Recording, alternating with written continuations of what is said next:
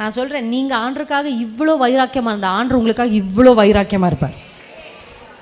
நீங்கள் ஆண்டருக்காக எடுக்கிற சின்ன முடிவுகள் கர்த்தருடைய சிங்காசனத்தை அசைச்சு அவர் உங்களுக்காக கிரியை செய்வார். எந்த மனுஷனும் உங்களுக்கு உதவி செய்யலை, கர்த்தரே கிரியை செய்வார். எத்தனை பேர் நம்புறீங்க உங்கள் வாழ்க்கையில்? என்னுடைய வாழ்க்கையில் நானும் முடிவெடுக்க வேண்டிய பல தருணங்களுக்கு முன்னாடி நின்று இருக்கேன். அந்த இடத்துல யாருக்காகவும் நான் கன்வின்ஸ் ஆனதே இல்லை. அப்போ ஒருவேளை அவங்களுக்கு என் மேலே கோபம் வந்திருக்கலாம், அப்போ ஒருவேளை அவங்களுக்கு என் மேலே வருத்தம் வந்திருக்கலாம். என்ன இப்படி சொல்லிட்டா, என்ன இப்படி பேசிட்டா, குடும்பத்துக்காக கொஞ்சம் அட்ஜஸ்ட் பண்ண முடியாது, அப்படியெல்லாம் என்னை பற்றி என்ன வேணாலும் அவங்க பேசியிருக்கலாம். எனக்கு அதை பற்றி கவலை இல்லை. கர்த்தர் என்னோடு பேசினதை குறித்து தான் எனக்கு. அப்படி நான் நிற்கும் பொழுது ஒரு சில வருத்தங்கள் வந்தது உண்மைதான். ஆனால் இன்றைக்கு என் குடும்பம் என்னை பார்த்து பெருமைப்படுது. ஹல்லேலூயா. இன்னைக்கு என்னுடைய குடும்பம் பார்த்து சந்தோஷப்படுறாங்க. ஹல்லேலூயா. துவக்கத்தில் கர்த்தருக்காக நிற்கும்போது சில இழப்புகள் நீங்கள் சந்திக்க வேண்டியதாக இருக்கலாம், சில உறவுகள் நீங்கள் இழக்க வேண்டியதாக இருக்கலாம். பெரியம்மா சொல்லிட்டாங்க, என் அக்கா சொல்லிடுச்சு, அதனால அந்த பிள்ளையை நான் கொடுத்துட்டேன்.